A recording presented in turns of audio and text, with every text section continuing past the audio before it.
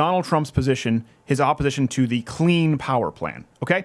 So Bernie Sanders is up in arms about that today. So is the Democratic Party, saying, how could you possibly be against the Clean Power Plan? Because just like how could you be against choice? How could you be against someone being pro-choice? They give these plans or these bills, or in this case, a series of regulations, these nice or sometimes benign sounding names. Well, how could you possibly be against that? I actually will take it one step further than most Republicans, and I think they should offer no apologies. Completely on board with decimating the Clean Power Plan, but how could you? Well, I'll explain it. But first, let's listen to Bernie Sanders say, but how could you? President Trump's anti-environmental executive orders are a disaster. They are a threat to the future of this country and to the future of the world. Ooh, someone didn't equalize their music there. Today's Energy Independence Action calls for an immediate reevaluation of the so-called Clean Power Plan. It is beyond belief that we have the leader of the most powerful country on earth not believing in science. Oh, thanks. We'll check that later, Mr. Science. Appreciate it. Okay, we'll be checking all of these numbers, so keep these in mind here.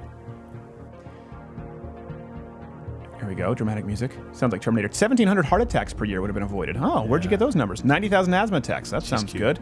And 3,600 premature deaths. Getting a little more general. And then their final argument is, despite what the president says, destroying the Clean Power Plan would not bring back jobs. Okay? So let's unpack this a little bit. Right off the bat, wrong. Incorrect. Simple answer. 83,000 jobs in the coal sector were lost under Barack Obama's tenure. Now, listen, obviously, destroying CBP won't bring back all of those jobs. Some of those are permanent, but it certainly would bring back some of those jobs. It would give those jobs a fighting chance. So that when you just say generally, we're going to save 49 million premature deaths, and we're going to say, no, you need to give us specifics. So let's unpack some of these numbers. 2015 regulation alone of the Clean Power Plan, the Mercury, Air, and Toxic Standards Rule, let's bring this up, has cost $25.6 billion per year. Now, the estimated cost was $9.6 billion. So some would say there's a little bit discrepancy there. Yes. Well, and this is important because we'll get to a few more numbers. I never get the decimal right. I always forget to round to one! Yeah. We're going off of their projections. So we're going off of their best case scenario. If you go back to Barack Obama and his projections with whether it was a stimulus bill, it doesn't matter what it was, if you go back to those predictions, you will see that it usually ended up being 2 to 3 times the cost over the course of 10 years. Cumulatively, it could be much more than that. The Clean Power Plan has cost a total of 125,000 jobs. Jeez. Okay, and it's only really offered half of the benefits and the savings that they claim to offer. That's kind of a tricky math because they can only claim savings once you remove from the equation fracking and energy resources that actually would create savings. So I don't want to get into that too much, but we know concretely 125,000 jobs are lost. Total increased energy costs to the U.S. consumer by the year 2030 with the Clean Power Plan will be $214 billion. Total cost of the overall economy by 2030 will be over $2.5 trillion. Jeez. Again, this is by their own estimate. So if you read 2.5 trillion, it's probably more like 80 zillion. Just in case. I'm rounding up. It's a good multiplier. Yeah. Get a round up. I'm rounding up. Add about 6 zeros. So we're losing jobs. Okay, there are concrete examples. We'll get into more, but jobs are being stripped. And a big reason the job loss actually hasn't been worse, by the way, is because of fracking. We'll talk about that's actually been the biggest boom of private sector job growth under Barack Obama, despite their best efforts to completely get rid of it. So what do you think happens here? We keep reducing our ability to use our own resources, okay? So take your pick. The Dakota Pipeline, take your pick. Fracking, take your pick. Clean coal, whatever it is. If Barack Obama had his way, offshore drilling, if Bernie Sanders had their way all along the trail, we would have no access to our current energy reserves. Yeah. We wouldn't have enjoyed the miracle that is fracking. That has unleashed our own resources with a power that we could have never even possibly imagined. It is probably one of the greatest modern miracles that I can think of is fracking. So if they had their way all along the trail, none of these forms of energy would have been accessible to us, okay? So not only would we have killed our own jobs, not only would we have reduced our ability to use our own resources, not only would we have increased the costs of energy for ourselves, of course, At this point in reality, we still are dependent on fossil fuels or gas of some sort. So we're not set up yet for wind and solar across the entire country. Right now, in the real world, 2017, we need to get our energy from somewhere. Where do you think we're going to get it? We're going to get it from countries like Saudi Arabia, who couldn't give a rat's ass about environmental standards. Oh. You think when they're pulling that oil from the earth, they have the EPA overlooking them? No. Bernie brings up some statistics there, which are interesting. He says that the Clean Power Plan would reduce current power plant carbon emissions by 32%. Okay, that's his big claim there. Again, best case scenario with his estimates, they reduce it 32%. Okay, let's say we do that. That's still less than 1% of carbon emissions on planet Earth. As a matter of fact, if you actually, again, his best case scenario, if you eliminated our emissions by 32% and nobody else in any other country who are burning literal piles of human shit would increase carbon emissions, let's assume that everyone else had a gentleman's agreement that we're all going to lower this, it would keep the average temperature rise according to their metrics. It would keep that rise, it would lower it by 0.02 degrees Celsius. By the year 2100. Not 0.2, right? No, 0.02. Zero. This is best case scenario, assuming with their costs. They make some claims here too that I want to get into. We don't want to get 1,700 heart attacks, 90,000 asthma attacks, 3,600 premature deaths would be. And by the way, this is again all over HuffPo and Vox. They're touting this, and people are like, oh my gosh, I can't believe. Yes, good. We're going to save lives.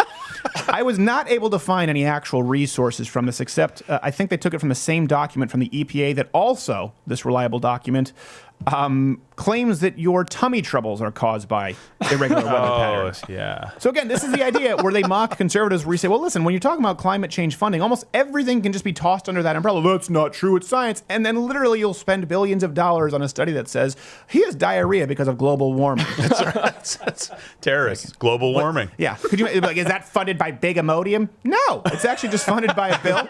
Bernie Sanders voted for the bill, and now we're funding studies on global warming and its relation to diarrhea. Oh, this is just insane.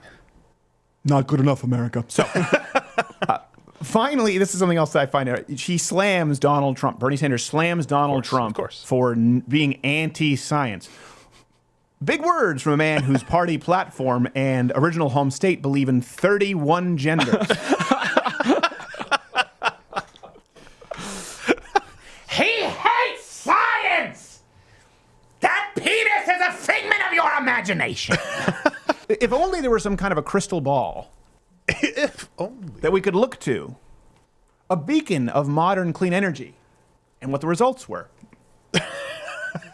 Thanks to our intern Sven from Germany, who's kind of weird, but we like him, we have that information. So Germany started a program in 2010 called, I don't know how to pronounce this properly, Energiewende?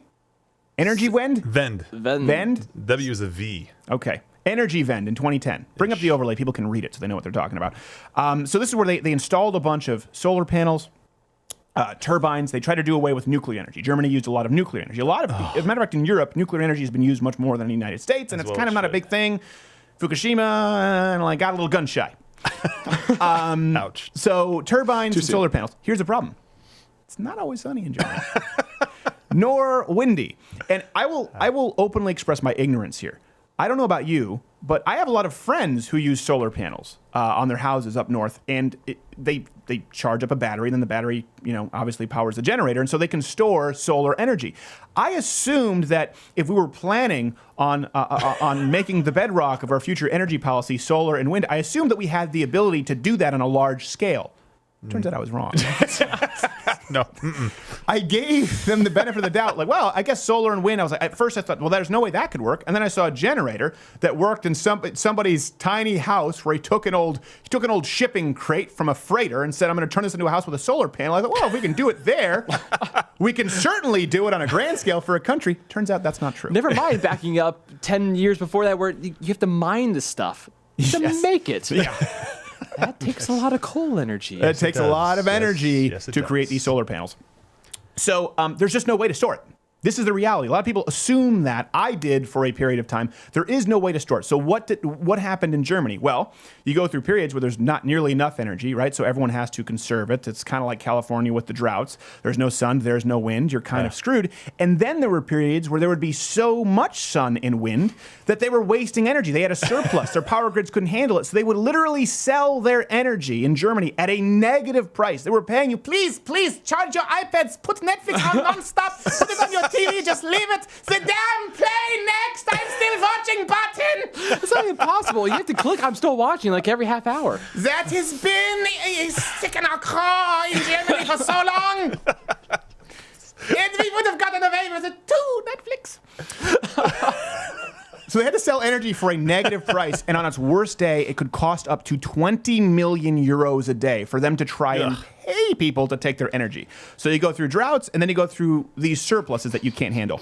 And here's the thing, all of this pressure, right, and you see the unemployment in the United States that we would have from the Clean Power Plan. You see the unemployment that occurred under Barack Obama in our current energy sectors. You see the actual employment that was created with fracking and natural gas.